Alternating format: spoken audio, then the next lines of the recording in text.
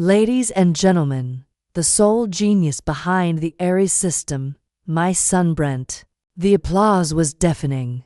I stood frozen as my father Edward handed the microphone to my brother, a gambling addict who couldn't code a single line. Edward leaned in close to me, his smile never wavering, and delivered the blow that erased 10 years of my life. "Don't make a scene, Mia," he whispered, his voice cold as ice. "You're just the mechanic. Mechanics don't get equity. Now, smile, or you won't even get a severance package." I didn't scream. I didn't cry. I reached into my pocket, pulled out my security badge, and set it gently on the mahogany table. It made a soft click that nobody heard over the cheering. Then I turned around and walked out. I walked past the investors, past the champagne, and past the $1.2 billion worth of technology that, unbeknownst to them, was about to become very, very expensive paperweights. Before I tell you what happens when a mechanic decides to stop fixing Theme Gene, drop a comment. Where are you watching from? And have you ever had someone take credit for your life's work? I sat in my 10-year-old sedan, the engine cold, listening to the muffled bass of the celebration music thumping through the garage concrete. My name is Mia. I am 32 years old, and for the last decade, I have been a ghost. Inside that building, they were toasting to the future of Aries MedTech. They were celebrating the Class 3 robotic prosthetics that could let a paralyzed man run a marathon. But they didn't know how those machines actually worked. They didn't know that every single line of code, every safety protocol, and every FDA compliance log bore my digital fingerprint. My brother Brent, the architect. Brent couldn't even spell compliance. He was a gambling addict who treated the company accounts like his personal casino. I spent my 20s cleaning up his messes. I worked 18-hour days fixing his errors, covering his tracks, and ensuring that our technology didn't accidentally kill someone. I signed every safety log because Brent didn't have the license. I was the safety net that caught him every time he fell. You might ask why I stayed. Why did I let them use me for 10 years? It's a question I asked myself every time I drove home alone while they went on vacations I paid for. The truth isn't simple. It's what psychologists call the trap of normalized cruelty. My father, Edward, didn't break me in a day. He chipped away at me slowly, methodically since I was a child. He taught me that love was conditional. He taught me that my value wasn't inherent. It was functional. I was valuable only when I was useful. I remember when I was 12, I won the state science fair. I ran home, bursting with pride, holding the blue ribbon. Edward didn't even look at it. He just pointed to Brent, who was crying over a broken toy car. "Fix it, Mia," he had said. "Your brother is the statue. You are the pedestal. Without you, he falls. So don't you dare move." That was the lesson. I wasn't the art. I was the support structure. I wasn't the star. I was the gravity that kept their world from spinning apart. They trained me to be invisible. They trained me to believe that being the good daughter meant setting myself on fire, to keep them warm. They thought that training would last forever. They thought I would fade away quietly because that's what pedestals do. They stay still while the statue gets the glory. But they forgot one thing. If you remove the pedestal, the statue doesn't just look less impressive, crashes to the ground and shatters into a million pieces. I looked at my hands. These were the hands that wrote the code. These were the hands that secured the safety of thousands of patients. And these were the hands that held the only key to the kingdom. My phone buzzed in my lap. The screen lit up with the notification I had received every single day for 3,600 days. It was time. The vibration against my thigh was a feeling I knew better than my own heartbeat. 5 p.m. The daily automated prompt from the Aries Central server. I pulled the phone out. The screen glowed with a simple white notification box. Biometric handshake required. Level 5 Administrator. Authorized daily operations. For 10 years, I had pressed the green accept button without thinking. I pressed it on Christmas morning while my family opened gifts without me. I pressed it during my best friend's wedding reception while hiding in the bathroom. I pressed it while I had the flu, while I was on dates, and while I was burying my grandmother. That button was the leash that kept the billion-dollar dog walking in a straight line. Edward thought he had stripped me of my power when he took my plastic security badge. He thought firing meant I was gone. He forgot that he hadn't just built a company. He had built a kingdom of Class 3 medical devices that required a licensed monarch to function. And he had just exiled the queen. I propped my tablet on the steering wheel. The company was live streaming the event for the global markets. On the screen, Edward was laughing, clinking his glass against the lead investor's flute.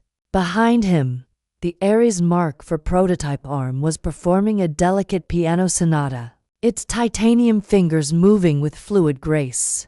It was a masterpiece of engineering. My masterpiece. Zero equity, I whispered. I looked down at my phone.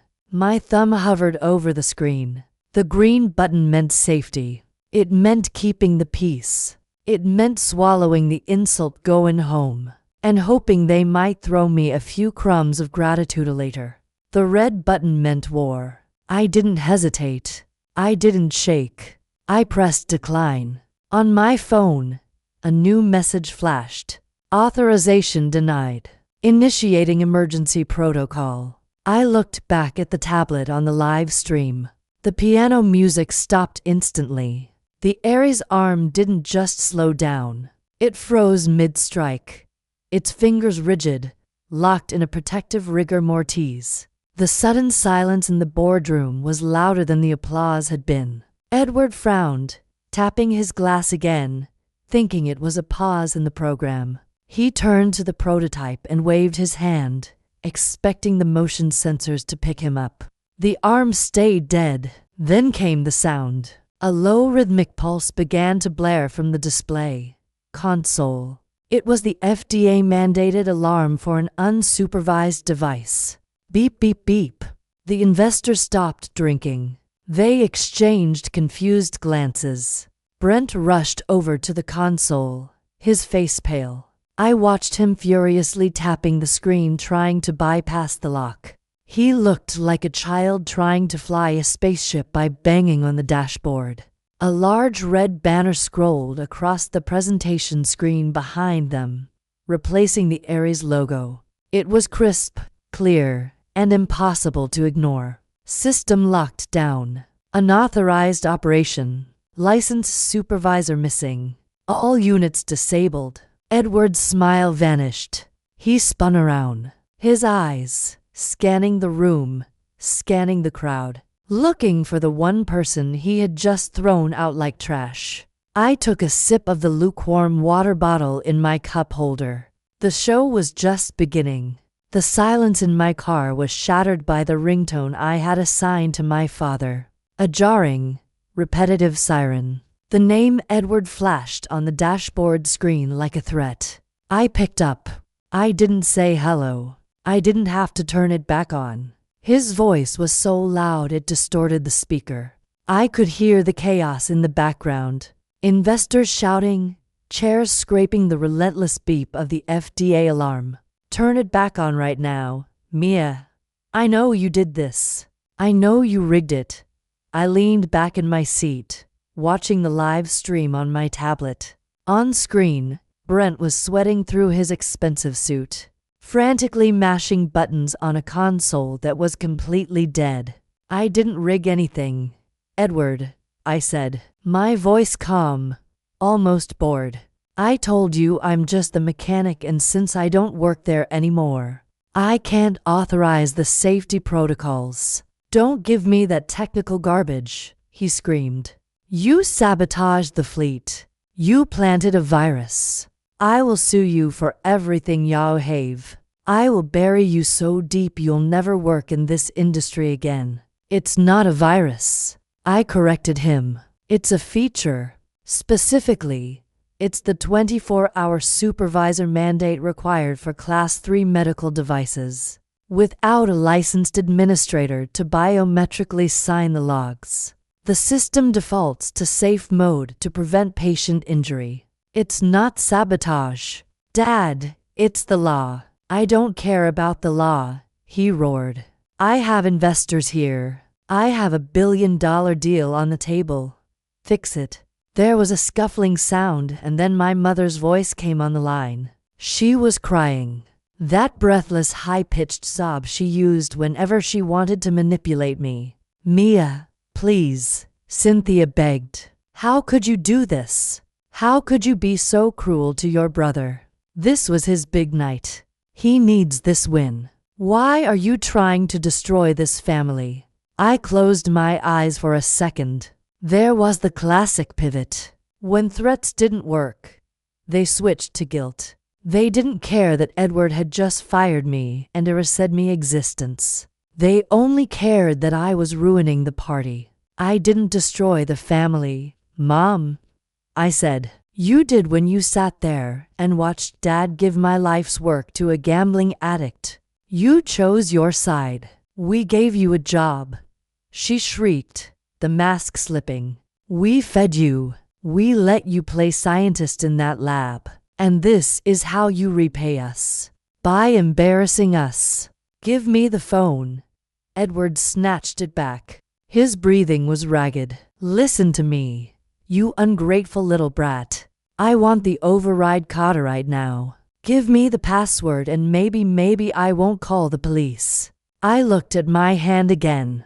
The thumb that had pressed decline. There is no password, Edward, I said. It's a biometric key. It scans the unique vascular pattern of a licensed engineer's thumbprint. Specifically, my thumbprint. Then come back here, he demanded. Get in here and unlock it. I can't do that, I said. Why the hell not? Because you fired me, I said. And as you so clearly pointed out, mechanics don't get equity. So, unless you're planning to sign over 50% of the company in the next 5 minutes, my thumb stays with me. You can't do this, he stammered, the reality finally hitting him. You can't just walk away with the keys to $1 billion company. I just did, I said. Good luck with the investors, Dad. I hear they hate surprises. I tapped the red end call icon on the screen. The connection severed. The siren stopped. On the tablet, I watched as the lead investor stood up, buttoned his jacket, and walked out of the room. Edward chased after him, grabbing his arm. Desperate, pathetic. I put the car in gear. I wasn't going home. I was going back. Not to fix it, but to finish it. I walked back into the lobby of Ares MedTech. The security guard, old Mr. Henderson, couldn't look me in the eye. He just bussed me through the turnstile with a shaking hand. I took the elevator up to the penthouse floor. I expected lawyers. I expected a settlement offer. I expected Edward to slide a piece of paper across the table with a number that had too many zeros, trying to buy back his dignity. I was naive. I forgot that when you corner a narcissist, they don't negotiate, they annihilate. The boardroom doors were open. The atmosphere inside was heavy, suffocating. The investors were still there, sitting in tense silence. Brent was leaning against the wall, scrolling on his phone, looking bored. Edward stood at the head of the table. He wasn't sweating anymore. He wasn't screaming. He was adjusting his cufflinks, looking calm. To calm. I'm here, I said, stepping into the room. Let's talk about the equity I was denied. Edward looked up. He didn't smile. He looked at me with a performance of such profound sadness that for a second, I almost believed it myself. I'm sorry, Mia, he said softly. I really didn't want it to end like this. End like what? Like this? He nodded toward the side door. It burst open. 4 men in windbreakers stormed in. They didn't look like corporate lawyers.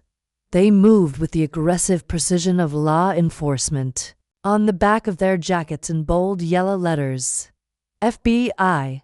My blood ran cold. Mia Vance, the lead agent, barked, crossing the room in 3 strides. Hands where I can see them. What is this? I asked, backing up. I didn't do anything. We have a sworn affidavit from the CEO of Ares MedTech alleging corporate espionage, wire fraud, and the deployment of malicious ransomware, the agent said. He grabbed my wrist, spinning me around. I looked at Edward. He was shaking his head, playing the role of the devastated father to perfection. He held up a thick manila folder. She rigged the system, Edward told the agents, his voice trembling with fake emotion. We have the logs. She planted a virus to hold the company hostage. She demanded 50% of the shares to unlock it. It's extortion. The cold steel of the handcuffs clicked around my wrists. The sound echoed in the silent room. I stood there physically restrained while the people I had served for a decade watched. The lead investor looked at me with pure disgust. To them, I wasn't the architect anymore. I was just a bitter, unstable ex-employee trying to burn down the building. I didn't plant a virus, I said, my voice shaking despite my best efforts. It's a safety protocol. Check the code. Save it for the judge, the agent said, tightening the cuffs. Brent pushed off the wall. He walked over to me, grinning. He leaned in close. So close I could smell the expensive scotch in his breath. I told you, sis, he whispered. Dad's always 1 step ahead. You think you can steal my company? Enjoy prison. My mother, Cynthia, was sitting in the corner. She wasn't crying anymore.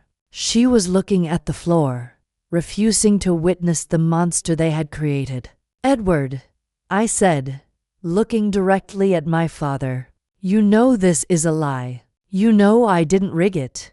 We tried to help you, Mia, Edward said loudly, performing for the agents.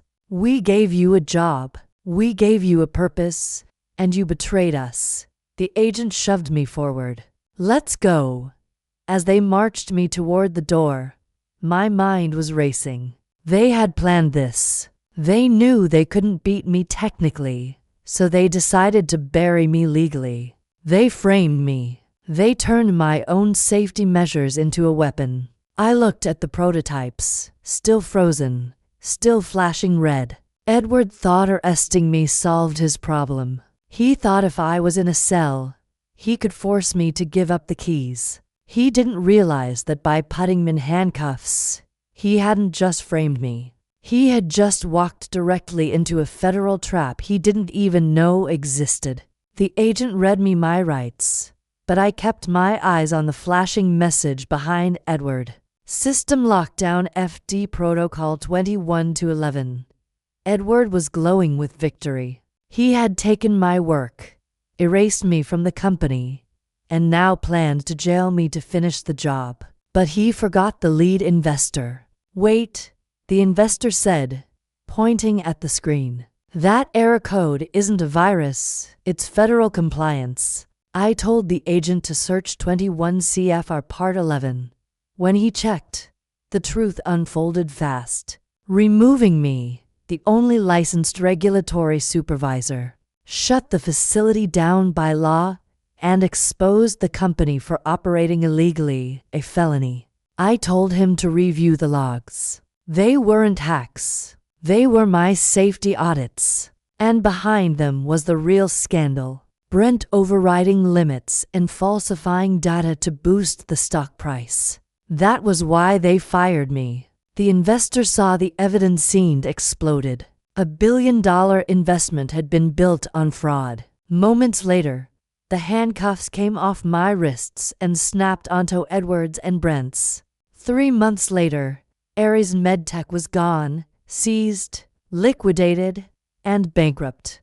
Brent pled out and went to prison. My mother abandoned ship and begged for money. I ignored her. I returned only to buy equipment for my new firm. Edward was there out on bail, screaming at movers, stripping his office. And it finally hit me. His power had never been real. It was just money and volume. Without cash, he was no one. He tried to command me one last time. I walked away. Outside, sunlight hit my face as I unlocked the servers for my new business. My name, my license, my future. Sometimes the only way forward is to let the wrong system collapse and build your